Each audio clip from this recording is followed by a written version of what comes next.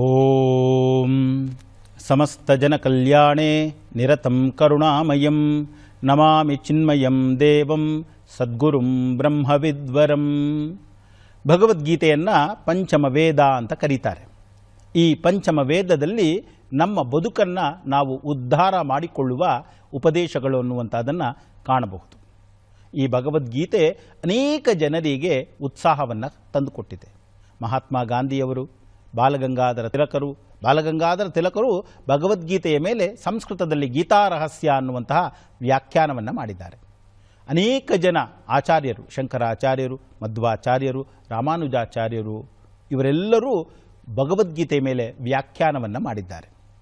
ಏನಿದೆ ಈ ಭಗವದ್ಗೀತೆಯಲ್ಲಿ ನಾವು ವಿಚಾರವನ್ನು ಮಾಡುವುದೇ ಆದರೆ, ನಮ್ಮ ಮನಸ್ಸಿನಲ್ಲಿ ಬರುವಂತಹ ಏನೆಲ್ಲ ಚಂಚಲತೆ ಇದೆ ಅದೆಲ್ಲವನ್ನು ಶಾಂತಗೊಳಿಸುವ ನಾನಾ ಉಪಾಯಗಳು ಅನ್ನುವಂಥದ್ದನ್ನು ಇಲ್ಲಿ ನಾವು ಕಾಣಬಹುದು. ಅರ್ಜುನ ಅನ್ನುವಂಥವನು ನಿಮ್ಮಂತೆ ಒಬ್ಬ ಸಾಮಾನ್ಯ ವ್ಯಕ್ತಿ. ಅರ್ಜುನನನ್ನು ನಿಮಿತ್ತವಾಗಿಟ್ಟುಕೊಂಡು ಭಗವಂತ ಅಂದರೆ ಶ್ರೀಕೃಷ್ಣ ಉಪದೇಶವನ್ನು ಮಾಡಿದ್ದಾನೆ. ನಾವು ಮಹಾಭಾರತವನ್ನು ಗಮನಿಸುವುದೇ ಆದರೆ, ಮಹಾಭಾರತದಲ್ಲಿ ಶ್ರೀಕೃಷ್ಣ ಯಾವಾಗ ಮಾತನಾಡ್ತಾನೋ ಆವಾಗ ಅವನನ್ನು ವಾಸುದೇವ ಉವಾಚ, ಶ್ರೀಕೃಷ್ಣ ಉವಾಚ ಹೀಗೆ ನೋಡ್ತೇವೆ. ಆದರೆ ಭಗವದ್ಗೀತೆಯಲ್ಲಿ ಮಾತ್ರ ಅವನನ್ನು ಭಗವಾನ್ ಉವಾಚ ಅಂತ ಕರಿತೀವಿ. ಭಗವಾನ್ ಅಂದರೆ ಏನು? ಭಗವಾನ್ ಅನ್ನುವುದಕ್ಕೆ ನಮ್ಮಲ್ಲಿ ಬಹಳ ಸೊಗಸಾದ ಒಂದು ದೃಷ್ಟಾಂತವನ್ನು ಕೊಡ್ತಾರೆ. ಒಂದು ಶ್ಲೋಕ ಹೇಳ್ತಾರೆ. ಅದು ನಮಗೆ ವಿಷ್ಣು ಪುರಾಣದಲ್ಲಿ ಸಿಗ್ತದೆ, ಮನುಸ್ಮೃತಿಯಲ್ಲಿ ಸಿಗ್ತದೆ. ಐಶ್ವರ್ಯಸ್ಯ ಸಮಗ್ರಸ್ಯ ಧರ್ಮಸ್ಯ ಯಶಶ್ರಿಯಃ ಜ್ಞಾನ ವೈರಾಗ್ಯಯೋಶ್ಚೈವ ಷಣ್ಣಾಂ ಭಗ ಇತೀರಿಣ. 6 ಗುಣಗಳ 6 ಸಂಪತ್ತುಗಳು ಯಾರ ಬಳಿ ಇದೆಯೋ ಅವನೇ ಭಗವಾನ್. ಸಮಗ್ರವಾದ ಐಶ್ವರ್ಯ, ನಂತರ ಧರ್ಮ, ಮೊದಲನೇದು ಐಶ್ವರ್ಯವಾದರೆ ಎರಡನೇದು ಧರ್ಮ, ಯಶ ಅನ್ನುವಂಥದ್ದು ಮೂರನೇದು, ನಂತರ ಜ್ಞಾನ, ವೈರಾಗ್ಯ, ಹೀಗೆ ಕೀರ್ತಿ, ಇವೆಲ್ಲವೂ ಕೂಡ 6 ಸಂಪತ್ತುಗಳು. ಕೃಷ್ಣನಲ್ಲಿ ನಾವು ಸಮಗ್ರ ಐಶ್ವರ್ಯವನ್ನು, ಧರ್ಮ, ಯಶ, ಶ್ರೀ, ಜ್ಞಾನ, ವೈರಾಗ್ಯ ಈ 6 ನೋಡಬಹುದು. ಈ 6 ಇದ್ದಿರುವುದರಿಂದ ಅವನು ಭಗವಾನ್. ಅಂತಹ ಭಗವಾನ್ ಈ ಗೀತೆ ಎನ್ನುವಂತಹದನ್ನು ಉಪದೇಶ ಮಾಡ್ತಾನೆ ಸಾಮಾನ್ಯರಾದಂತಹ ನಮಗೆ. ಅಂದು ಮಾಡಿದ ಉಪದೇಶ ಇಂದಿಗೂ ಕೂಡ ನಮ್ಮ ಬದುಕಿಗೆ ದಾರಿದೀಪವಾಗ್ತದೆ. ಕೃಷ್ಣ ಆ ಭಗವದ್ಗೀತೆಯ 2ನೇ ಅಧ್ಯಾಯದ 11ನೆಯ ಶ್ಲೋಕದಿಂದ ಉಪದೇಶವನ್ನು ಪ್ರಾರಂಭ ಮಾಡ್ತಾನೆ. ಮೊದಲನೇ ಅಧ್ಯಾಯದಲ್ಲಿ ಅರ್ಜುನನ ವಿಷಾದ ಅನ್ನುವಂಥದ್ದನ್ನು ನಾವು ನೋಡ್ಬೋದು. ಆ ವಿಷಾದ ಅನ್ನುವಂಥದ್ದು ಬೇಕು. ನಾವು ಜೀವನದಲ್ಲಿ ಕೇಳ್ತೇವೆ, ಯಾರು ಕಷ್ಟವನ್ನು ಅನುಭವಿಸ್ತಾನೋ ಅವನು ನಂತರ ದೊಡ್ಡ ವ್ಯಕ್ತಿಯಾಗ್ತಾನೆ.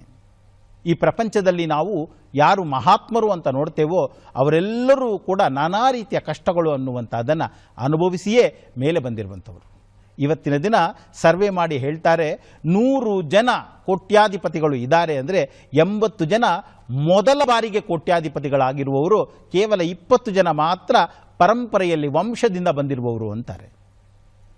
ಈ 80% ಜನ ಅನ್ನುವಂಥವ್ರು ಯಾರಿದ್ದಾರೆ ಅವರೆಲ್ಲರೂ ಅಧ್ಯಯನ ಮಾಡಿ ಸಾಕಷ್ಟು ಕಷ್ಟವನ್ನು ಅನುಭವಿಸಿ ನಂತರ ಮೇಲೆ ಬಂದಿರುವಂಥವರು. ಭಗವದ್ಗೀತೆ ಅನ್ನುವಂಥದ್ರಲ್ಲೂ ಕೂಡ ಅರ್ಜುನನಂತವರೇ ನಾವೆಲ್ಲರೂ ಕೂಡ. ಆ ಕೃಷ್ಣನ ಉಪದೇಶ ನಮ್ಮನ್ನೂ ಕೂಡ ಮತ್ತಷ್ಟು ಗಟ್ಟಿಯನ್ನಾಗಿ ಮಾಡಿ ನಮ್ಮನ್ನು ಉತ್ತಮ ವ್ಯಕ್ತಿಗಳನ್ನಾಗಿ ಮಾಡುವಂಥದ್ದಾಗ್ತದೆ. ನಮ್ಮಲ್ಲಿರುವ ತಪ್ಪುಗಳು ಅನ್ನುವಂಥದ್ದನ್ನು ಗುರುತಿಸುವುದೇನಿದೆ ಇದೇ ನಾವು ಮಾಡಬೇಕಾಗಿರುವ ದೊಡ್ಡ ಕೆಲಸ. ಅರ್ಜುನ ಯೋಧ, ಶಸ್ತ್ರಾಭ್ಯಾಸವನ್ನು ಕಲ್ತಿರುವಂಥವನು, ಒಳ್ಳೆಯ ತಪಸ್ವಿ, ಸಾಕ್ಷಾತ್ ಶಿವನಿಂದ ಪಾಶುಪತಾಸ್ತ್ರವನ್ನು ಪಡೆದಂಥವನು, ಸ್ವರ್ಗವನ್ನು ಜೀವಂತವಾಗಿ ಹೋಗಿ ನೋಡಿ ಬಂದಂಥವನು. ಅಂಥವನನ್ನು ಮೋಹ ಅನ್ನುವಂಥದ್ದು ಆವರಿಸಿದೆ. ಯಾವಾಗ ಮೋಹ ಅವನನ್ನು ಆವರಿಸಿತೋ ಅವನ ಮನಸ್ಸು ಚಂಚಲವಾಯಿತು. ನಿರ್ಧಾರವನ್ನು ತೆಗೆದುಕೊಳ್ಳಬಾರ್ದಾಗಿತ್ತು. ಆವಾಗ ನಾನು ಯುದ್ಧ ಮಾಡುವುದಿಲ್ಲ ಅಂತ ನಿರ್ಧಾರ ತೆಗೆದುಕೊಂಡ. ನಿರ್ಧಾರ ತೆಗೆದುಕೊಂಡ ಆದಮೇಲೆ ಏತಾನ್ನ ಹಂತುಮಿಚ್ಚಾಮಿ ಜ್ಞತೋಪಿ ಮಧುಸೂದನ, ಅವರೇ ನನ್ನನ್ನು ಕೊಂದರು, ನಾನು ಅವರನ್ನು ಕೊಲ್ಲಲ್ಲ ಅಂತ ನಿರ್ಧಾರ ಮಾಡಿ ಆದಮೇಲೆ ನಾನು ಯಾಕೆ ಕೊಲ್ಲುವುದಿಲ್ಲ ಅಂತ ಒಂದೊಂದೇ ಕಾರಣವನ್ನು ಕೊಡ್ತಾ ಬರ್ತಾನೆ. ನೋಡಿ, ಅರ್ಜುನ ಕೊಡುವಂತಹ ಕಾರಣಗಳು ಎಲ್ಲವೂ ನಮಗೆ ಸರಿ ಅಂತ ಅನ್ನಿಸ್ತದೆ. ಒಮ್ಮೊಮ್ಮೆ ಅನ್ನಿಸ್ತದೆ ಕೃಷ್ಣನೇ ತಪ್ಪು ಮಾಡ್ದ ಅಂತ. ಆದರೆ ಸ್ವಲ್ಪ ಆಲೋಚನೆ ಮಾಡಿದರೆ ನಮಗೆ ಅರ್ಥ ಆಗುತ್ತೆ, ಈ ಅರ್ಜುನನ ವಿಚಾರ ಎಲ್ಲಿ ಮಾಡ್ತಾ ಇದ್ದಾನೆ ಅದು ತಪ್ಪು. ರಣರಂಗ ಅನ್ನುವಂತಹದ್ದು ಯುದ್ಧಕ್ಕಾಗಿರುವುದು. ಆ ಯುದ್ಧ ಕ್ಷೇತ್ರದಲ್ಲಿ ಇವನು ಯಾವುದನ್ನು ವಿಚಾರ ಮಾಡಬಾರದು ಅದನ್ನು ವಿಚಾರ ಮಾಡ್ತಾ ಇದ್ದಾನೆ. ನಾವು ಸ್ವಲ್ಪ ಆಲೋಚನೆಯನ್ನು ಮಾಡುವ. ಈ ಅರ್ಜುನ ಅಂದರೆ ರುಜುತ್ವಾತ್ ಅರ್ಜುನ, ನೇರ ಸ್ವಭಾವವುಳ್ಳಂಥವನು ಅರ್ಜುನ. ಆದರೆ ಅವನನ್ನು ಯಾವಾಗ ಈ ಮೋಹ ಅನ್ನುವಂಥದ್ದು ಆವರಿಸ್ತೋ ಅವನು ತಾನಾರು ಅನ್ನುವುದಂತನ್ನು ಮರೆತು ಬಿಟ್ಟ. ಯಾವಾಗ ತಾನಾರು ಅನ್ನುವಂಥದ್ದನ್ನು ಅವನು ಮರೆತು ಬಿಟ್ಟನೋ ಅವನು ಇರಬೇಕಾದ ಸ್ಥಳದಿಂದ ಕೆಳಗೆ ಬಿದ್ದು ನಂತರ ವಿಚಿತ್ರವಾಗಿ ಆಲೋಚನೆಯನ್ನು ಮಾಡಲಿಕ್ಕೆ ಶುರು ಮಾಡಿದ್ದಾನೆ. ಅಂತಹ ಅರ್ಜುನ ಹೇಳ್ತಾನೆ, ನನ್ನ ಬಾಂಧವರು ಅವರನ್ನು ನಾನು ಕೊಲ್ಲಲ್ಲ ಅಂತ. ನೋಡಿ, ಅರ್ಜುನನ ಬದುಕನ್ನು ಸ್ವಲ್ಪ ಹಿಂದೆ ನೋಡುವುದಾದರೆ ವಿರಾಟ ಪರ್ವದಲ್ಲಿ ಇದೇ ಅರ್ಜುನ ಭೀಷ್ಮಾಚಾರ್ಯರನ್ನ, ದ್ರೋಣಾಚಾರ್ಯರನ್ನ, ಕರ್ಣ, ದುರ್ಯೋಧನಾದಿಗಳನ್ನು ಎದುರಿಸ್ತಾನೆ. ಆದರೆ ರಣರಂಗ ಅನ್ನುವಂಥದ್ದು ಬಂದಾಗ, ಜೀವ ಮತ್ತೆ ಮರಣದ ಪ್ರಶ್ನೆ ಬಂದಾಗ ಅವನು ಹಿಂದಕ್ಕೆ ಸರಿತಾನೆ. ಕಾರಣ ನಾವು ಕೂಡ ಅದೇ ರೀತಿಯೇ ಬದುಕಿನಲ್ಲಿ ಮಾಡು. ಒಂದು ಸನ್ನಿವೇಶ ಅನ್ನುವಂಥದ್ದು ಬಂದಾಗ ಯಾವ ನಿರ್ಧಾರವನ್ನು ಮಾಡಬಾರದೋ ಆ ನಿರ್ಧಾರವನ್ನು ಮಾಡಿಬಿಡ್ತೀವಿ. ನಾನು ಯುದ್ಧ ಮಾಡಲ್ಲ ಅಂತ. ಯುದ್ಧ ಮಾಡಲ್ಲ ಅಂದಮೇಲೆ ಅವ ಒಂದೊಂದೇ ಕಾರಣವನ್ನು ಕೊಡ್ತಾ ಹೋಗ್ತಾನೆ. ಅವನು ಕೊಡುವ ಕಾರಣಗಳು ಅನ್ನುವಂಥದ್ದು ಹೇಳ್ತಾನೆ, ಹೇ ಕೃಷ್ಣ, ಯಾರೆಲ್ಲರೂ ಒಟ್ಟಿಗೆ ಇದ್ದರೆ ಸುಖ, ಶಾಂತಿ, ನೆಮ್ಮದಿ ಅನ್ನುವಂಥದ್ದು ಇರ್ತದೋ, ಇವಾಗ ಅವರೆಲ್ಲರೂ ಕೂಡ ಪ್ರಾಣದ ಆಶೆ ಅನ್ನುವಂಥದ್ದನ್ನು ಬಿಟ್ಟು ಯುದ್ಧದಲ್ಲಿ ಶಸ್ತ್ರಗಳನ್ನು ಹಿಡಿದು ನಿಂತಿದ್ದಾರೆ. ಯಾರು ಇದ್ದರೆ ನಾವೆಲ್ಲರೂ ಸಂತೋಷವಾಗಿ ನೆಮ್ಮದಿಯಿಂದ ಇರುವಾಗ ಅವರು ಪ್ರಾಣದ ಆಸೆ ಅನ್ನುವಂಥದ್ದನ್ನು ಬಿಟ್ಟು ಇಲ್ಲಿ ಬಂದಿದ್ದಾರೆ. ನಾವು ಯುದ್ಧ ಮಾಡಿದ್ದೇ ಆದರೆ ನಾವೆಲ್ಲರನ್ನ ಕಳೆದುಕೊಳ್ಳಬೇಕಾಗುತ್ತೆ. ಹಣ ಇದ್ದು ಏನು ಪ್ರಯೋಜನ ಕೃಷ್ಣ? ನಮ್ಮವರು ಇಲ್ಲ ಅಂದರೆ ಏನು ಪ್ರಯೋಜನ? ನೋಡಿ, ಅರ್ಜುನನ ಮಾತು ಸತ್ಯ. ಇಡೀ ರಣರಂಗದಲ್ಲಿ ಕೊನೆಯಲ್ಲಿ ನಮಗೆ ಗೊತ್ತು, ಇಡೀ ಕೌರವರ ಕುಲ ನಾಶವಾಗುತ್ತೆ. 18 ಅಕ್ಷೌಣಿ ಸೈನ್ಯದಲ್ಲಿ ಉಳಿಯುವುದು ಕೇವಲ ಕೈ ಬೆರಳೆಣಿಕೆ. 5 ಜನ ಪಾಂಡವರು, ಕೃಪಾಚಾರ್ಯರು, ಇನ್ನೊಂದಿಬ್ಬರು ಅಷ್ಟೇ. ಪಾಂಡವರ ಪಕ್ಷದಲ್ಲಿ ದೃಪದ ಸಾಯ್ತಾನೆ, ವಿರಾಟ ಸಾಯ್ತಾನೆ, ಉತ್ತರ ಸಾಯ್ತಾನೆ, ಅಭಿಮನ್ಯು ಸಾಯ್ತಾನೆ, ಪಾಂಡವರ ಮಕ್ಕಳು ಸಾಯ್ತಾರೆ, ಎಲ್ಲರೂ ಸಾಯ್ತಾರೆ. ಅರ್ಜುನ ಹೇಳ್ತಾನೆ ಎಲ್ಲ ಸಾಯ್ತಾರೆ, ಯಾರು ಉಳಿಯಲ್ಲ. ಸತ್ಯ. ಆದರೆ ಯುದ್ಧಕ್ಕೆ ಬಂದ ಮೇಲೆ ಇದಕ್ಕೆ ತಯಾರಿರಬೇಕು. ಯುದ್ಧ ಬೇಡ ಅಂತ ಆರಂಭದಲ್ಲಿ ಎಷ್ಟು ಹೇಳಿದ್ದು ಕೃಷ್ಣನೇ ಸಂಧಾನಕ್ಕೆ ಹೋಗ್ತಾನೆ. ಆದರೆ ಕೌರವರು ಕೇಳಲ್ಲ. ದುರ್ಯೋಧನ ಕೃಷ್ಣನನ್ನು ಬಂಧಿಸಲಿಕ್ಕೆ ಹೋಗ್ತಾನೆ. ಉದ್ಯೋಗ ಪರ್ವದಲ್ಲಿ ಕೃಷ್ಣ ವಿಶ್ವರೂಪ ದರ್ಶನವನ್ನ ತೋರಿಸ್ತಾನೆ. ಧೃತರಾಷ್ಟ್ರನಿಗೆ ಹೇಳ್ತಾನೆ, ನಿನ್ನ ಕಣ್ಣು ಮುಂದೆ ನೀನು ನಿನ್ನ ಮಕ್ಕಳ ಶವವನ್ನು ನೋಡಬೇಕಾಗ್ತದೆ. ರಕ್ತದ ಒಂದು ಹೊನಲು ರಾಶಿ ಅನ್ನುವಂಥದ್ದು ಹರಿತದೆ. ಆದರೆ ಧೃತರಾಷ್ಟ್ರ ಅಂಧ, ಕುರುಡ, ವಿಚಾರ ಮಾಡುವ ಸಾಮರ್ಥ್ಯ ಇಲ್ಲ. ಅವನು ನಿರ್ಧಾರ ತೆಗೆದುಕೊಳ್ಳೋದಿಲ್ಲ. ಈ ಅರ್ಜುನ ಇವಾಗ ಹೇಳ್ತಾ ಇದ್ದಾನೆ, ಕೃಷ್ಣ ಯುದ್ಧ ಬೇಡ. ಯುದ್ಧ ಅನ್ನುವಂಥದ್ದಾದ್ರೆ ನನ್ನ ಬಾಂಧವರೆಲ್ಲರೂ ಕೂಡ ಸಾಯ್ತಾರೆ, ಇವರೆಲ್ಲರೂ ಇಲ್ಲ ಅಂದರೆ ಜೀವನಕ್ಕೆ ಏನರ್ಥ? ಈ ರೀತಿ ಒಂದೊಂದೇ ತರ್ಕಬದ್ಧವಾಗಿ ವಿವರಿಸ್ತಾ ಹೋಗ್ತಾನೆ. ಯಾವಾಗ ಅವನು ವಿವರಿಸ್ತಾ ಹೋಗ್ತಾನೋ ನಮಗೂ ಅನಿಸ್ಲಿಕ್ಕೆ ಶುರುವಾಗುತ್ತೆ ಅರ್ಜುನ ಸರಿ ಅಂತ. ಆದರೆ ಎಚ್ಚರಿಕೆಯಿಂದ ನಾವು ನೋಡಬೇಕು, ಇಲ್ಲಿ ಅರ್ಜುನನ ಮನಸ್ಸು ಚಂಚಲಕ್ಕೆ ಒಳಗಾಗಿದೆ. ಈ ಚಂಚಲಗೊಂಡಿರುವ ಮನಸ್ಸು ಏನೇ ಆಲೋಚನೆ ಮಾಡಿದ್ರೂ ಕೂಡ ಅದು ಸರಿಯಾಗಿರಲ್ಲ. ಆ ಸಮಯದಲ್ಲಿ ನಿರ್ಧಾರಗಳನ್ನು ತೆಗೆದುಕೊಳ್ಳಬಾರದು. ನಂತರ ಇನ್ನೊಂದು ನಿರ್ಧಾರ ಹೇಳ್ತಾನೆ, ಕೃಷ್ಣ, ಇವಾಗ ನಾವು ಯುದ್ಧ ಅನ್ನುವಂಥದ್ದನ್ನು ಮಾಡಿದ್ರೆ ಎಲ್ಲ ಗಂಡು ಜಾತಿ ಅನ್ನುವಂಥದ್ದು ನಾಶವಾಗಿ ಹೋಗ್ತದೆ. ಸ್ತ್ರೀಯರು ಅನ್ನುವಂಥವರು ಮಾತ್ರ ಉಳಿತಾರೆ. ಆ ಸಣ್ಣ ಸಣ್ಣ ಮಕ್ಕಳು ಅನ್ನುವಂಥವರಿಗೆ ಆದರ್ಶಕ್ಕೆ ಯಾರೂ ಇರುವುದಿಲ್ಲ. ಸತ್ತವರಿಗೆ ನಾವು ಮಾಡಬೇಕಾದ ಕ್ರಿಯಾ ಕರ್ಮಗಳನ್ನು ಅಂತ ಅದನ್ನು ಮಾಡಲಿಕ್ಕೆ ಯಾರೂ ಇರೋದಿಲ್ಲ. ಹೀಗಾದರೆ ಯುದ್ಧದಿಂದ ಎಷ್ಟು ಅನರ್ಥ ಆಗುತ್ತೆ ಕೃಷ್ಣ. ಕುಲಕ್ಷಯಗಳು ಆಗುತ್ತದೆ, ನರಕವಾಸ ಅನ್ನುವಂಥ ಅದನ್ನು ಅನುಭವಿಸಬೇಕಾಗ್ತದೆ. ಯುದ್ಧ ಬೇಡ ಕೃಷ್ಣ ಅಂತಾನೆ. ನಮಗೆಲ್ಲ ಕೇಳ್ತಾ ಇರಬೇಕಾದ್ರೆ ಅನ್ನಿಸ್ತದೆ, ಅರ್ಜುನ ಎಷ್ಟು ವಿಚಾರ ಮಾಡ್ತಾ ಇದ್ದಾನೆ, ಎಷ್ಟು ಒಳ್ಳೆಯ ಮಾರ್ಗದಲ್ಲಿ ಚಿಂತನೆ ಮಾಡ್ತಾ ಇದ್ದಾನೆ, ಕೃಷ್ಣನೇ ಯುದ್ಧ ಮಾಡಿಸಿದ್ದು.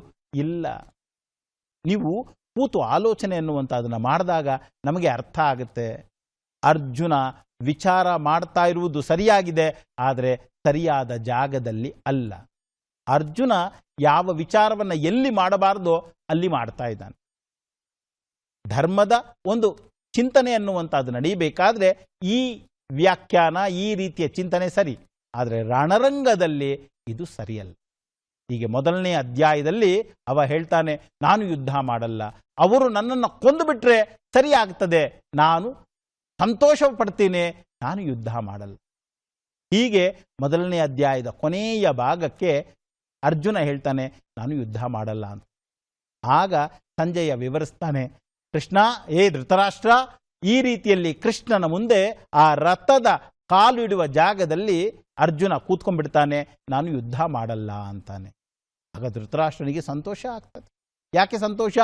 ನಾವು ಪಾಂಡವರನ್ನ ಸೋಲಿಸಬೇಕಾಗೇ ಇಲ್ಲ, ಒಬ್ಬ ಪಾರ್ಥ ಯುದ್ಧ ಮಾಡಲಿಲ್ಲ ಅಂತ ಹೇಳಿದ್ರೆ ನಾವು ಆನಂದವಾಗಿ ಗೆದ್ದು ಬಿಡ್ತೀವಿ ಅಂತ. ಆದರೆ ಧೃತರಾಷ್ಟ್ರನಿಗೆ ಗೊತ್ತಿಲ್ಲದ ಇರೋದು ಏನಪ್ಪ ಅಂದರೆ, ಅಲ್ಲಿ ಕೃಷ್ಣ ಇದ್ದ. ಆ ಕೃಷ್ಣ ಅನ್ನುವಂಥವನು ಆ ಅರ್ಜುನನ ಮನಸ್ಸು ಅನ್ನುವಂಥದ್ದನ್ನು 2ನೇ ಅಧ್ಯಾಯದಲ್ಲಿ ಪ್ರವಚನವನ್ನು ಮಾಡ್ತಾ, ವಿಚಾರವನ್ನು ಮಾಡ್ತಾ ಅವನಿಗೆ ಬುದ್ಧಿವಾದವನ್ನು ಹೇಳ್ತಾನೆ. 2ನೇ ಅಧ್ಯಾಯ ಸಾಂಖ್ಯ ಯೋಗ ಅಂದರೆ ಜ್ಞಾನದ ಯೋಗ. ಆ ಜ್ಞಾನ ಯೋಗ ಅನ್ನುವಂಥದ್ರಲ್ಲಿ ಕೃಷ್ಣ ಅನ್ನುವಂಥವನು ಅರ್ಜುನನ ಆರಂಭದಲ್ಲಿ ಬೈತಾನೆ, ಹೇ ಅರ್ಜುನ, ನಪುಂಸಕನಂತೆ ವರ್ತಿಸಬೇಡ. ನಪುಂಸಕನಂತೆ ವರ್ತಿಸಬೇಡ ಅಂದ್ರೇನು? ಯುದ್ಧ ಮಾಡೋದಿಲ್ಲ ಅಂತ ಹೇಳಬೇಡ, ಕ್ಷತ್ರಿಯರಿಗೆ ಇದು ಯೋಗ್ಯವಲ್ಲ. ಅರ್ಜುನನು ಸುಮ್ಮನೆ ಇರಲ್ಲ. ಅರ್ಜುನ ಹೇಳ್ತಾನೆ, ಗುರುಗಳನ್ನ ಕೊಲ್ಲುವಂಥದ್ದು ಹೇಗೆ ಕೃಷ್ಣ? ಭಿಕ್ಷೆಯನ್ನ ಮಾಡ್ಕೊಂಡಿರ್ತೀನಿ ನಾನು, ಆದರೆ ಯುದ್ಧ ಮಾಡಲ್ಲ ಅಂತ. ಈಗೆಲ್ಲ ಹೇಳ್ತಾ ಇದ್ದಾಗ ಕೃಷ್ಣ ಮತ್ತಷ್ಟು ಸಮಾಧಾನವನ್ನು ಹೇಳ್ತಾನೆ. ಆಗ ಅರ್ಜುನ ಕೃಷ್ಣನಿಗೆ ಶರಣಾಗತನಾಗ್ತಾನೆ. ಕೃಷ್ಣನಿಗೆ ಶರಣಾಗತನಾಗಿ ಹೇಳ್ತಾನೆ, ಹೇ ಕೃಷ್ಣ, ನಾನು ನಿನ್ನ ಶಿಷ್ಯನಾಗ್ತೇನೆ, ನನ್ನನ್ನು ನೀನು ಉದ್ಧರಿಸು. ಯಾವಾಗ ಅವನು ಶರಣಾಗತನಾಗ್ತಾನೋ ಆಗ ಪ್ರಹಸನ್ನಿವ ನಗನಗತ ಕೃಷ್ಣ ಅನ್ನುವಂಥವನು ಉಪದೇಶವನ್ನು ಮಾಡಲಿಕ್ಕೆ ಶುರು ಮಾಡ್ತಾನೆ. ಅದು 11ನೆಯ ಶ್ಲೋಕದಿಂದ, 2ನೇ ಅಧ್ಯಾಯದ 11ನೇ ಶ್ಲೋಕದಿಂದ ಭಗವದ್ಗೀತೆ ಅನ್ನುವಂಥದ್ದು ಶುರುವಾಗ್ತದೆ. ಆ ಭಗವದ್ಗೀತೆ ಕೃಷ್ಣನ ಉಪದೇಶ ಶುರುವಾಗುವುದು ಅಶೋಚ್ಯಾನನ್ ಅಂತ. ಶೋಕ ಮಾಡಬಾರದು ಅನ್ನುವಂಥದ್ದು.